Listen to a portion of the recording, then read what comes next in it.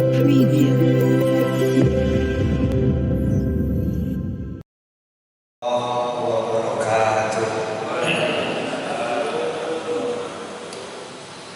Alhamdulillah, wassalatu wassalamu ala rasulillah wa ala alihi wa sahbihi wa mawala. Asyhadu an la ilaha illallah wahdahu la syarika lah wa asyhadu anna Muhammadan abduhu wa rasuluh. Allahumma salli wa sallim wa barik ala abdika wa rasulika Muhammadin wa ala alihi wa sahbihi wa tabi'ina ila yaumiddin. Ya ayyuhalladzina amanu ittaqullaha haqqa tuqatih wa la tamutunna illa wa antum muslimun. Ya ayyuhalladzina amanu kutiba alaikumus siyam kama kutiba alal ladzina min qablikum la'allakum tattaqun ayyaman ma'dudat. Para jemaah sekalian, ma'asyiral muslimin rahimakumullah, tentu pertama kita bersyukur terlebih dahulu atas semua kenikmatan yang masih kita rasakan sampai saat ini. Kita masih sehat, kita juga masih sempat, kita masih bisa berpuasa, kita masih bisa bersilaturahim, kita pun masih bisa bermajelis taklim. Alhamdulillah. Tentu semua ini kenikmatan yang harus kita syukuri, dengan harapan saat kita mensyukuri nikmat tersebut, Allah menambah dengan nikmat-nikmat yang lainnya. Dan kalau kita ingin nikmat itu awet, tetap menyertai kita, memang kita harus mengikat nikmat itu agar tidak pergi meninggalkan kita. Cara mengikat kenikmatan itu ya dengan bersyukur itu tadi. Mudah-mudahan Allah senantiasa memberi kekuatan lahir dan batin kepada kita agar di bulan Ramadan tahun ini kita bisa menyempurnakannya sampai akhir. Setelah itu kita sempurnakan dengan sholat Idul Fitri dengan semarak, mengingat 2-3 tahun terakhir kita terkendala dengan musibah COVID-19 itu. Hadirin sekalian, pagi ini saya ingin mengajak Bapak Ibu semua untuk mengkaji satu hadis. Hadis ini sebenarnya agak panjang, tapi nanti kita kutip sepenggal saja. Kita kutip sepenggal saja, lalu kita diskusikan di forum majelis taklim ini.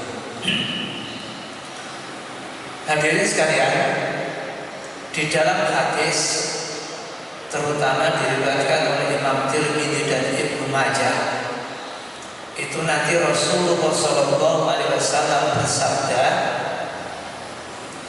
"Idza kana awwal lailatin min Ramadan," jika telah masuk malam pertama bulan Ramadan, "sufidatis syayatin wa maradatul jin," setan itu akan dibelenggu dan bangsa jin yang jahat juga akan dibelenggu.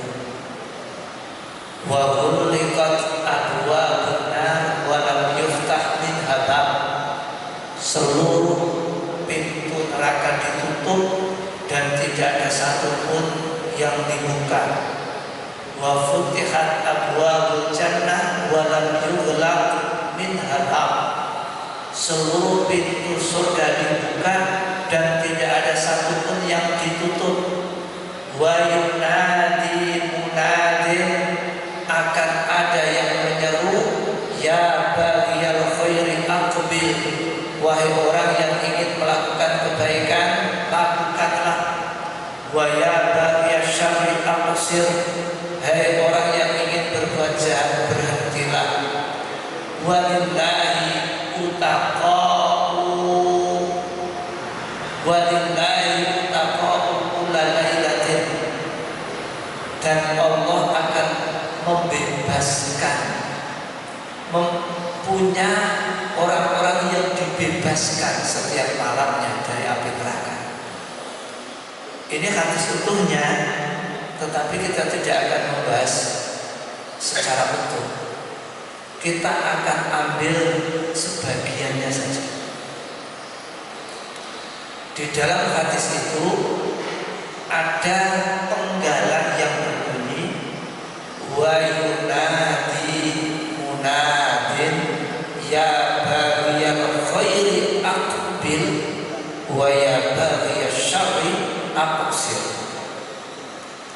Di dalam hadis itu ada penggalan yang berbunyi, akan ada yang menyeru, hai orang yang ingin kebaikan, lakukan.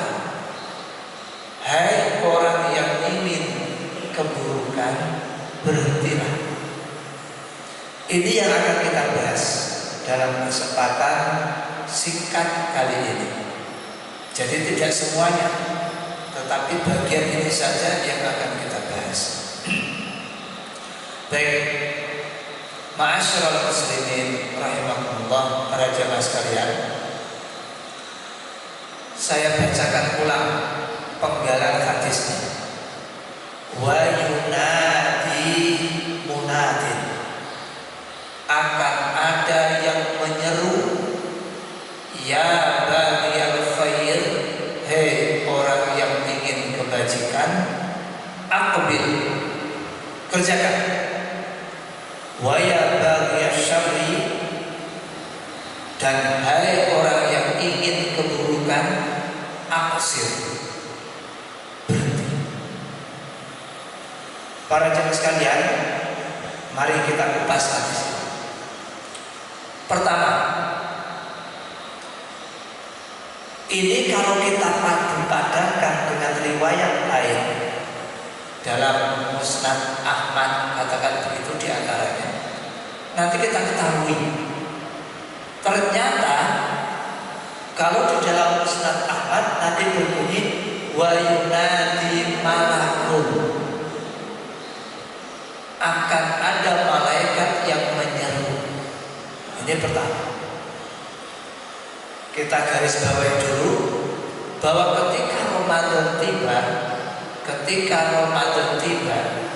dan tiap malam Ramadan itu akan ada seruan dari malaikat.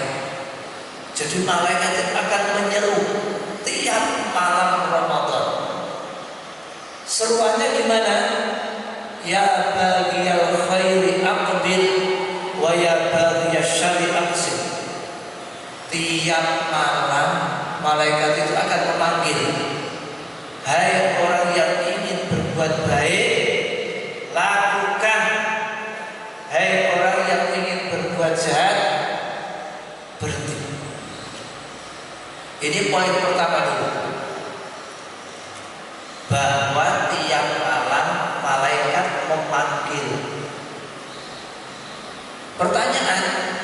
Sekarang pertanyaan, kalau malaikat itu memanggil, apa kita mendengar suaranya? Nek malaikat wis nyeluk, kira-kira krungu gak suaranya? Coba panjenengan jawab.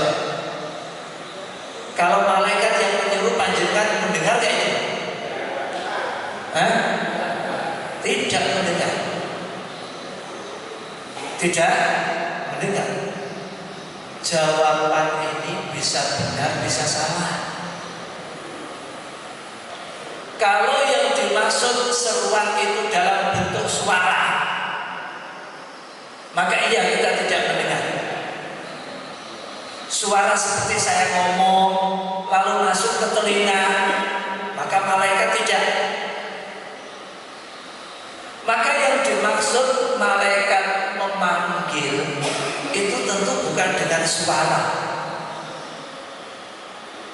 bukan dalam bentuk kata-kata, bukan dalam bentuk pengumuman, bukan dalam bentuk informasi melalui lisan. Malaikat itu bangsa gaib, dan kita bangsa kasar. Enggak mungkin kita mendengar suara malaikat seakan-akan ia memanggil hei, enggak mungkin. Tapi malaikat itu memanggil dia. Pertanyaannya bentuknya seperti apa? Inilah yang nanti oleh para ulama disebutkan, panggilan malaikat itu dalam bentuk panggilan suara hati. Jadi dalam hati itu akan muncul panggilan untuk berbuat baik. Dalam hati itu ada ajakan, ada bisikan, ada seruan. Kita diajak, kita diseru, kita dipanggil melalui suara hati. Jadi tiap malam akan muncul panggilan di dalam hati.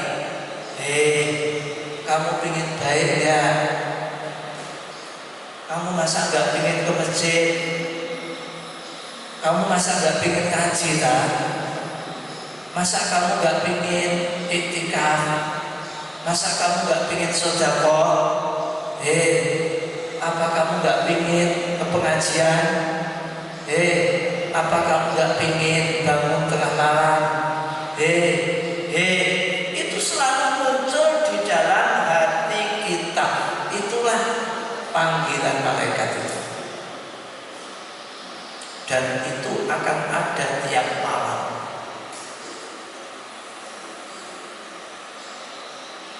Jadi malaikat memanggil, menyeru melalui hati sanubari. Pertanyaan berikutnya, apakah itu akan dirasakan oleh setiap manusia? Tidak. Tidak setiap orang akan mendengar suara panggilan itu. Tapi bagi mereka yang beriman, bagi mereka yang beriman, insya Allah panggilan itu ada di dalam hatinya. Seruan itu ada di dalam pikirannya. Ajakan itu muncul di dalam otaknya. Seruan, panggilan, ajakan itu akan dirasakan oleh batinnya. Cuma tidak setiap orang yang mendengar suara itu kemudian memenuhi panggilan itu. Jadi ini poin pertama, bahwa panggilan itu berasal dari malaikat. Panggilan malaikat itu yaitu berupa panggilan hati sanubari, berupa ajakan, keinginan, kesadaran, minat, motivasi untuk berbuat baik. Jadi kalau kemudian dalam hati itu ada suara-suara seperti itu, tolong segera ditangkap suara itu. Jangan diabaikan, jangan dibiarkan, karena bisa jadi nanti hilang. Nah, ini yang pertama. Hadirin sekalian, poin yang kedua. Poin yang kedua. Dari uraian tersebut kita bisa mengerti bahwa dalam hati itu ada dua bisikan. Di dalam hati manusia, siapapun dia, pasti ada dua bisikan. Bisikan mengajak baik dan bisikan mengajak jahat. Dan itu di dalam hati memang disebutkan, di dalam hati setiap manusia akan terhubung dengan suara kebaikan dan terhubung dengan suara keburukan. Pemahaman ini relevan dengan firman Allah, fa'alhamaha fujuraha wa taqwaha. Fa'alhamaha itu kan artinya memberi ilham. Ilham itu nanti kalau di dalam kamus bahasa Arab artinya informasi yang bersifat rahasia. Jadi ilham itu bisa dimaknai pemberitahuan atau informasi yang bersifat rahasia, tersembunyi, samar. Itulah suara hati. Jadi saben-saben menungso iku mesti ono pikiran apik, ono pikiran elek.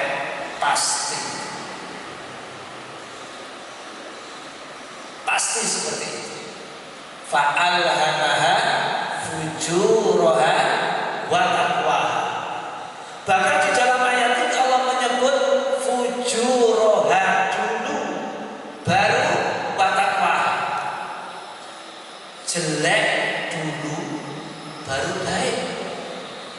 Nah ini kalau direnungkan, memang manusia itu kecenderungan untuk berbuat salah itu lebih dominan daripada kecenderungan untuk berbuat baik. Wa ma ubarri'u nafsi innan nafsa la'ammaratun bisu'. Nafsu itu selalu mendorong untuk berbuat jahat, selalu untuk berbuat jahat. Itu dorongan, dan itu manusiawi.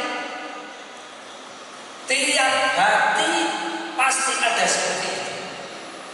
Pertanyaannya, kenapa tiap hati akan muncul ajakan berbuat baik dan ajakan berbuat jahat?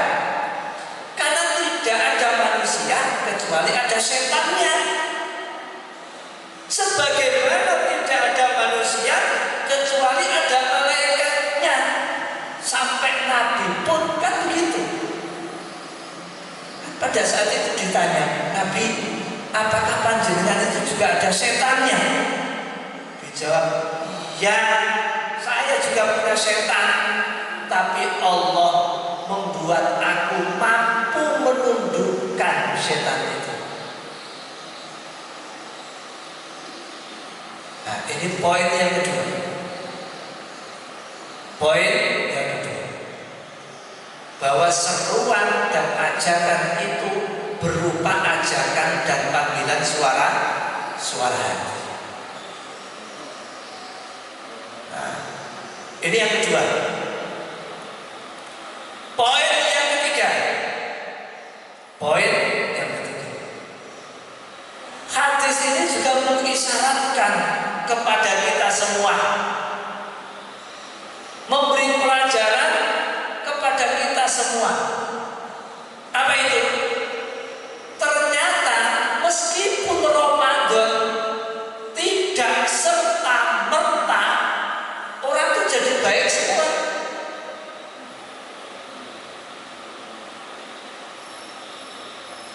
Tadi kan berbunyi wa ya baghiyal khair.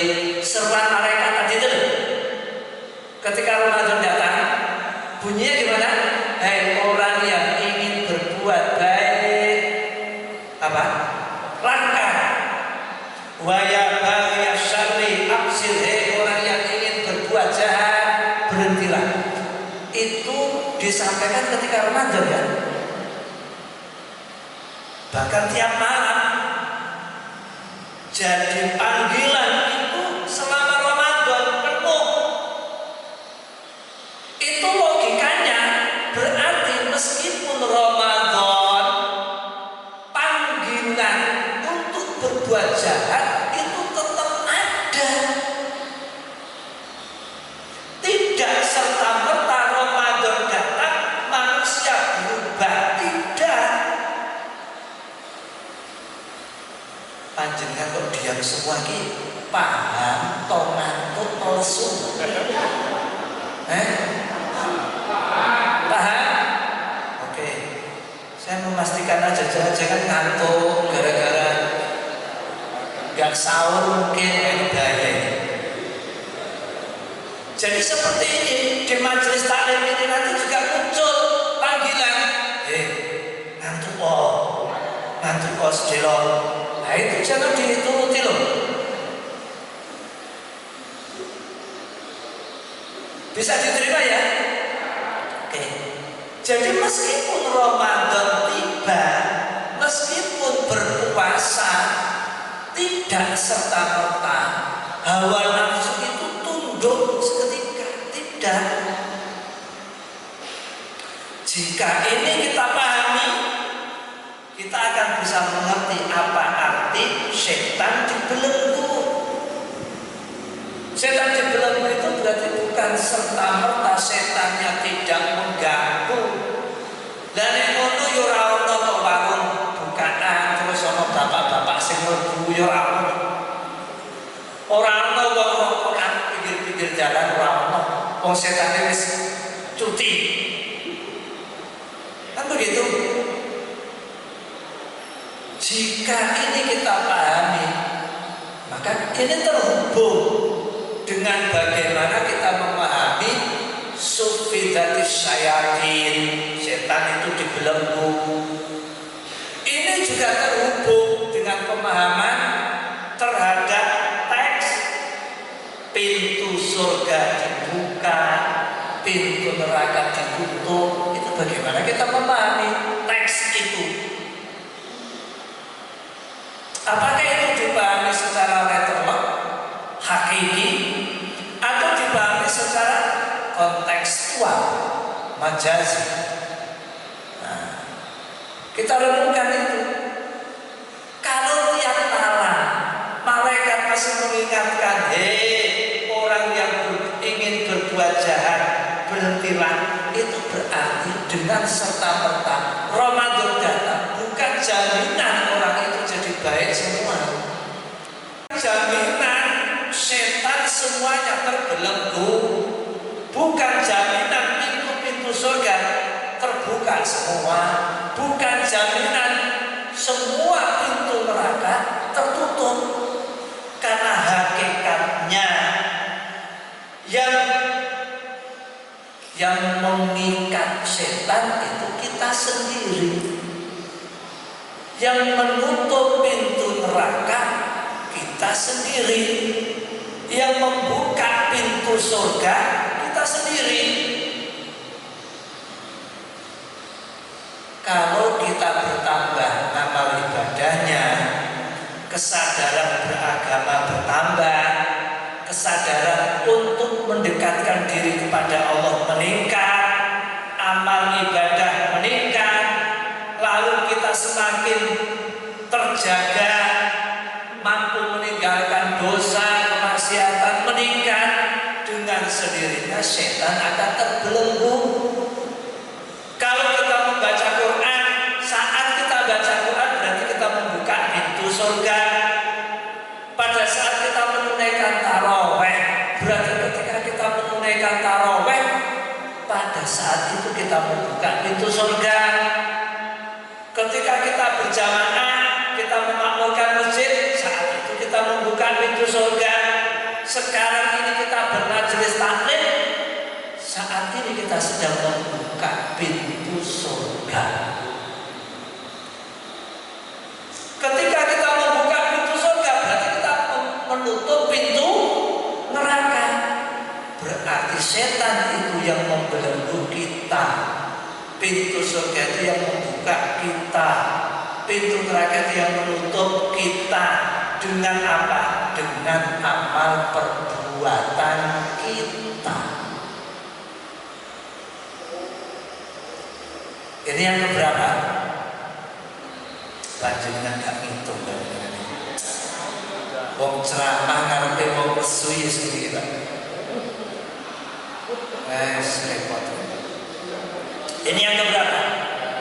Yang ketiga. Masih kuat, dilanjut. Oke. Yang keempat, hadis ini memberi isyarat pentingnya hati. Kenapa begitu?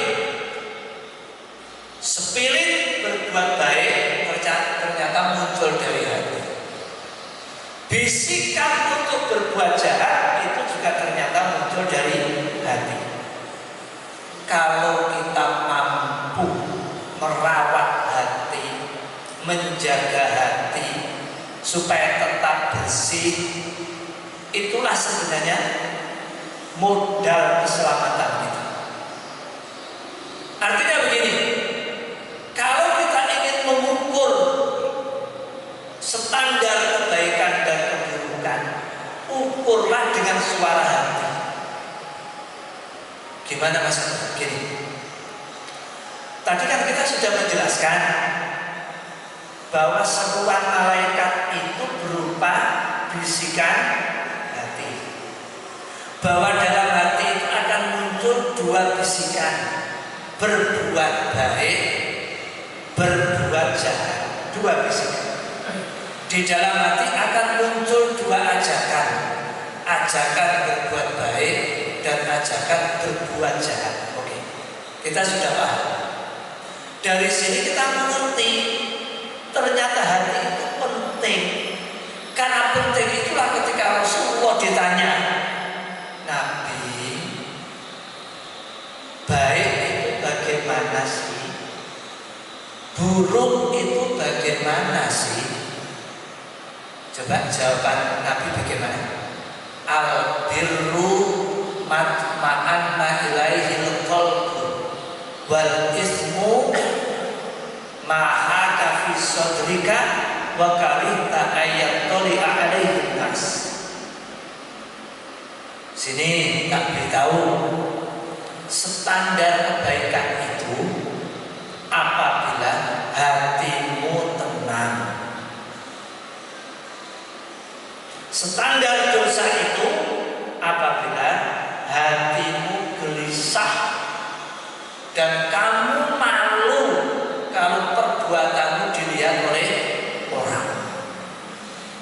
Dalam riwayat yang lain disebutkan untuk tahu baik atau buruk, Nabi bersabda, istafti qalbak, tanyakan hatimu.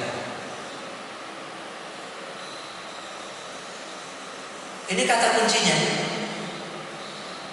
Jadi kalau begitu poin yang keempat, kalau kita ingin tahu standar kebaikan dan keburukan itu, gunakan suara hati.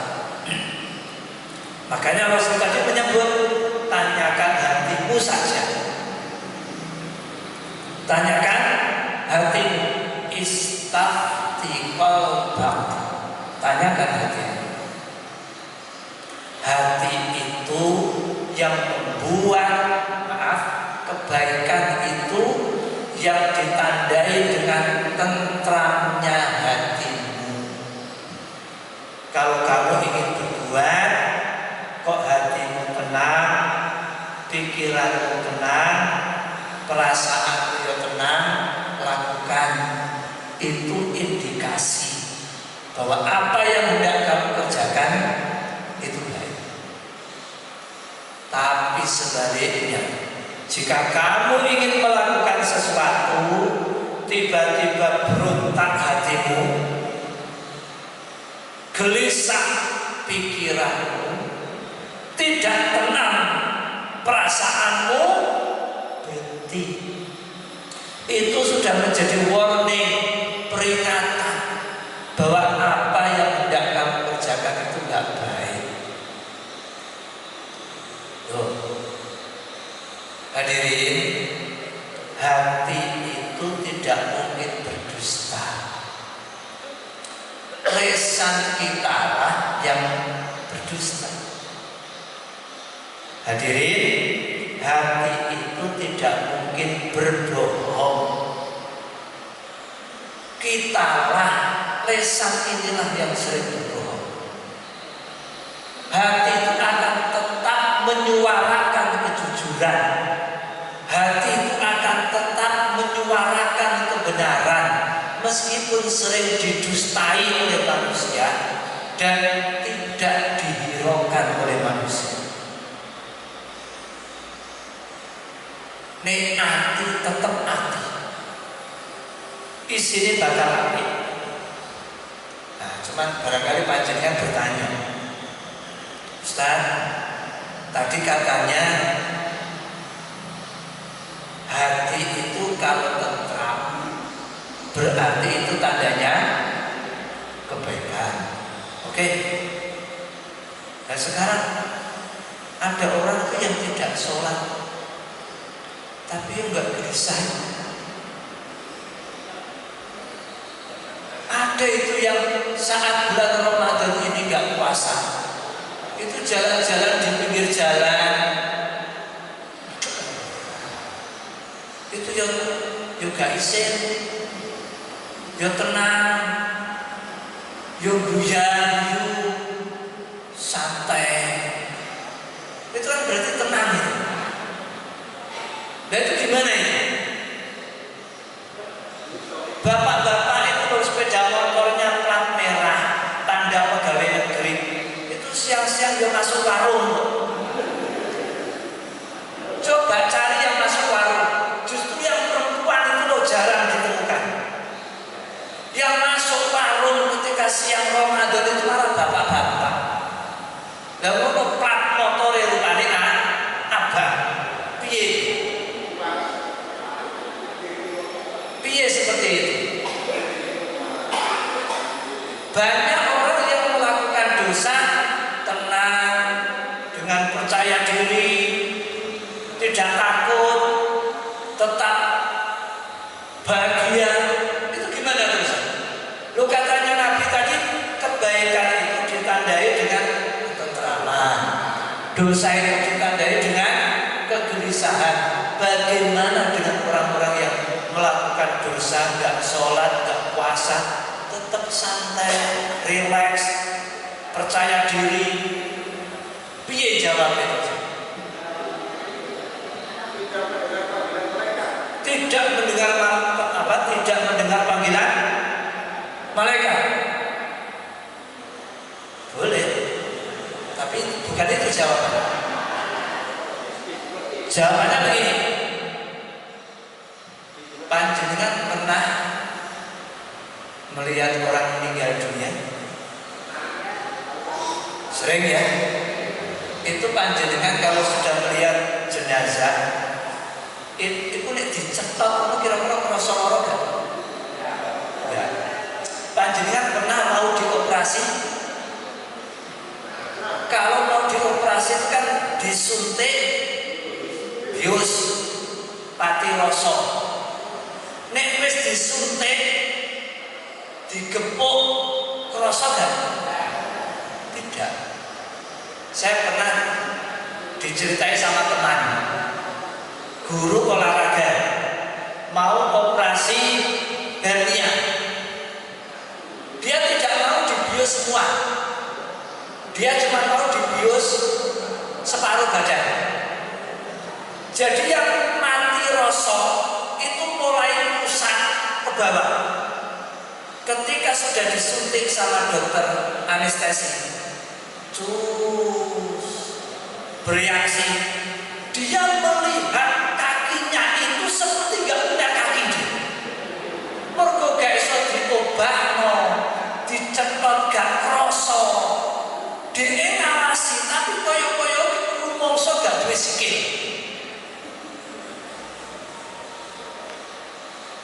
ilustrasi saja. Lalu dari ilustrasi itu kita akan menjawab, kenapa ada orang-orang yang berbuat dosa kok dengan tenang, tidak takut, tidak gelisah? Jawabannya di sini. Ada rumus yang berbunyi, wa mal jurhu limayyitin ilah. Luka tidak menyakiti orang yang mati. Panjenengan merasa dingin enggak pagi ini? Terutama yang di bawah kipas angin. Dingin? Hidup itu berarti. Masih sehat, masih hidup. Panjenengan pagi ini merasa ngantuk tidak? Nek ngantuk berarti cepet. Loh iya kan? Tanda urip iso ngantuk. Panjenengan lapar nggak pagi ini? Lapar, berarti masih hidup. Mergo wong nek wis mati di kipas angin ini gak krasa. Jadi kalau ada pengajian kok wonge ngantuk, itu tandane jek urip. Bersyukur. Kenek-kenek. Pengajian ini kenek terus kok. Berarti ini orang mau ngantuk pas pengajian itu berarti tandane jek urip bumi jek. Ngono lho. Berarti jek urip. Mergo nek wis mati dipemel nang isore srengenge gak krasa panas. Dicetok gak krasa lara. Digepuk gak sambat. Iku nek wis mati. Bapak-bapak ibu-ibu, berarti kalau ada orang ketika Ramadan tidak berpuasa di pinggir-pinggir jalan dengan tertawa, santai, penuh percaya diri, itu berarti wong wis mati.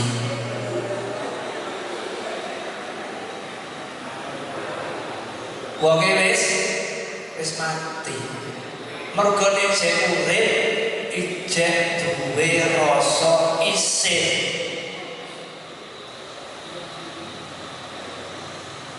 Nek jek urip ijek duwe rasa isin. Berarti wong ini wis gak duwe rasa isin, ora urip, alias mati. Makanya bahasa Arabnya malu itu hayaun, bahasa Arabnya hidup itu hayatun. Mirip. Dari situ kalau kita angen-angen, kena apa kok mirip? Oh, memang salah satu tandanya hidup masih punya rasa malu. Kalau sudah tidak punya rasa malu, itu sudah tidak hidup. Jadi bersyukurlah kalau kita masih menyimpan rasa malu. Sungkan doa. Aku iki poso tapi kok tuku bakso lawan-lawan. Senajan bakso iki kanggo anakmu, aku gak isin to tuku sapa aku. Lah nek duwe ngono ya ora pantes. Mungkin diarani menstruasi. Lah nek aku tuku bakso awan-awan, meskipun itu gak kanggo aku, kanggo anakmu, tetapi isin to aku. Itu tanda masih hidup. Makanya Rasulullah bersabda, al-haya'u khairun kulluh. Malu itu baik semua. Nah, sekarang sudah ketemukan jawabannya. Nah, jadi begitu kita menganalisanya, nah ternyata Ramadan itu, meskipun Ramadan, banyak orang yang mati ketika Ramadan. karena putus saraf malunya itu sudah putus, sudah nggak punya rasa malu lagi. Dari sini bisa diterima? Oke. Hadirin sekalian, jadi ini tadi sabda Rasulullah, wa yunadi munadin ya bariyal khairi aqbil wa ya bariyal syarri aqsi. Akan ada yang menyeru ketika Ramadan itu. Seruannya berbunyi apa? Hai orang yang ingin kebajikan, kerjakan. Hai orang yang ingin keburukan, tinggalkan. Nah, pertanyaannya, suara itu masih berkumandang tidak di dalam hati kita? Masih bergemuruh tidak di dalam hati kita? Ini yang keempat. Yang kelima, poin yang kelima, hadis itu menunjukkan bahwa Ramadan itu memang saatnya berubah. Hadis itu tadi memberi isyarat bahwa Ramadan itu saatnya berubah dan jangan malu untuk berubah. Kalau hari-hari biasa masjid kosong, ya sudahlah. Pokoknya kalau Ramadan harus penuh. Kalau hari-hari biasa kita jarang ke masjid, ya sudahlah. Pokok Ramadan aktif ke masjid. Kalau hari-hari biasa kita selalu beralasan tidak bisa mengikuti kajian, alasan sibuk, ya sudahlah. Pokoknya kalau Ramadan jangan beralasan, jangan malu untuk berubah. Kalau sebelum Ramadan omongan kita kasar, Ramadan datang sudah berubah, omongan kita harus halus. Kalau biasa, hari-hari biasa, kalau tidak Ramadan, kita menjauh dari Allah. Wes gak usah isin, nek Ramadan mendekatlah kepada Allah. Hari-hari biasa kita dinilai orang tidak beragama. Wes ben, nek Ramadan jadilah orang yang beragama. Rumusnya berubahlah ketika Ramadan tiba. Nek hari-hari biasa ngimami qul huwallahu ahad Allahus samad inna a'tainakal kautsar. Hari-hari biasa. Ramadan ganti. Pak diganti yo jamaah tambah ilang. Lah iki beda meneh. Nah ini hari-hari biasa kalau berubah nas, Ramadan kalau berubah nas, perubahannya apa?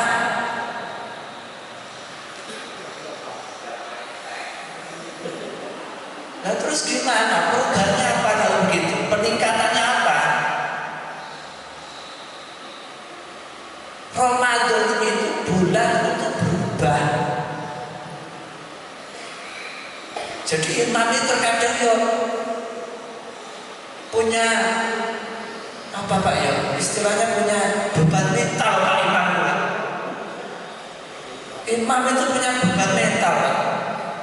Antara ingin duit jamaah sing akeh utawa memperbaiki kualitas sholat. Malah kayak wadduha kono-kono sudah patuk kabeh. Imam wis gugup Pak bisa. Lagi wadduha wis kono patuk kene deher. Wis gugup ini mentale gak kuat habis. Dianggap idza jaa nasrullahi wal fath. Wis berubah. Ramadan harus berubah, tapi perubahan yang baik. Makanya Nabi Isa alaihissalam itu pernah berkata, kalau kamu berpuasa, jangan perlihatkan bahwa kamu berpuasa. Nek awakmu poso, ojo ngetokno nek awakmu poso. Piye ditandani? Terkadang kan kita begitu Pak ya, poso, pingin ngetokno nek kene iki poso. Piye carane? Jam 7 lampu nang teras jek mekan. Aku tandane wong iki poso. Betul begitu. Mergo kerinan Pak. Teras, lampu teras itu jam 7 jek mekan. Wong sing lewat, oh iki berarti poso wong iki. Tamine kerinan. Engko mlaku nyambut gawe, saiki angop, saiki angop.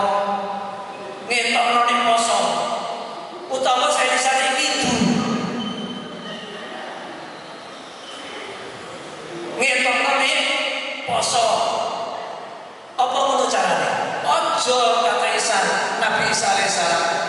Nek kene poso terus gak adus, sing buwe gak udah nasem, sesuk tuku rawon, pokoke tuku wae. Sehingga biaya belanja itu meningkat drastis ketika Ramadan. Mergo rasa-rasa masak dhewe. Betul gak Bu?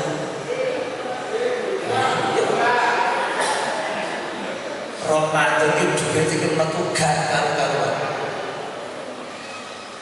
Ini durung tuku es, durung tuku gorengan, durung tuku iki, masya Allah.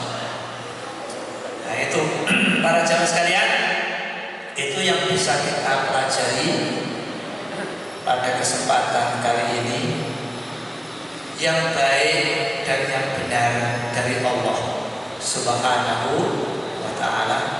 Kalau ada kesalahan, kefilafan, kekurangan dari kami sendiri. Mudah-mudahan yang kita pelajari bermanfaat, berguna, dan mudah-mudahan Allah memperkuat lahir batin kita untuk berpuasa di tahun ini dengan sempurna dan lebih berkualitas dari tahun-tahun sebelumnya. Mudah-mudahan suasana normal tetap terjaga seperti ini, dan mudah-mudahan kita bisa berhari raya dengan penuh kebahagiaan di kemudian hari. Terima kasih. Assalamualaikum warahmatullahi wabarakatuh.